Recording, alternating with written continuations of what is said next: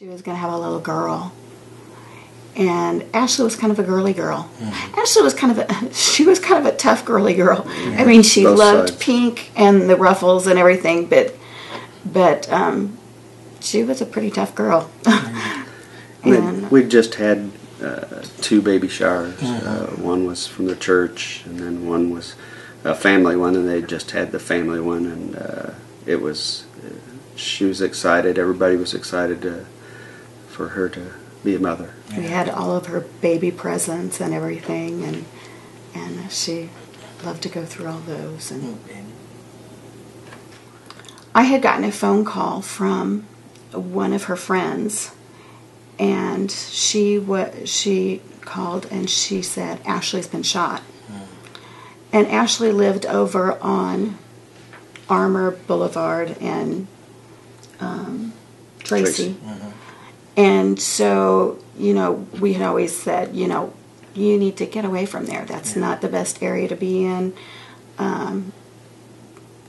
But she felt like she was invincible. She, nothing would ever happen to her, and she was always pretty tough. So I kind of felt the same way. She had been through a lot and always came out on top. And so when somebody called and said that she had been shot, it was just, I just kind of went into this numb mode. They didn't know anything. They had thought that she was being taken to Truman. And so I called some friends, and David was at work, so we all met at Truman Hospital. And we came in and we took a picture with us, and they couldn't tell us anything. They told us to go to the police station. We should have known from that wasn't a good sign. But so then we headed over to the police station, which was just a couple of blocks from where she lived, and we saw all of the barricades, all of the people, all of the media, and we saw our car in the middle of it. We saw the Grand Dam. It was all roped off. And there was media people there, and so I was standing by him, and I said, "That's my car," and so they got a hold of one of the detectives that was over there, yelled at him, and she came over and then took us to the side and had told us. She said, "Is this your car?" I said, "Yeah." I said, "That's my car." I'd given it to my daughter, and I gave her my name and everything, and then she proceeded to tell me that she was dead, and that I asked her about the baby, and they said they wasn't able to save the baby either, and that's pretty much where we were at that time. They were talking with Lionel about a plea bargain to get his testimony, because from the interviews from Lionel and from the witnesses was that Lionel was kind of the watch out guy. He had a gun, but he wasn't involved actually in the shooting part. So they wanted to.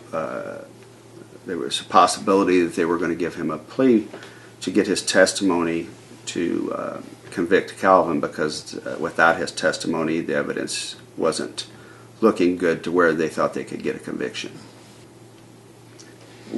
We kind of thought that, from what we could see from Lionel, and actually talked to him for a little bit during the trial or whatever, that he was intelligent, that I thought this was going to give him a second chance, not knowing anything about what he had done in the past. We was hoping he would turn his life around with the second chance, and then finding out that he had those priors and that he hasn't taken the second chance. It makes me wonder. I have twofold. I'm glad that we've got the convictions on our end, but I don't think it did him any justice, or the people or whatever he's done any justice by giving him a lighter sentence. As short as her life was, she lived her life to the most. I mean, she didn't waste. She was on the go.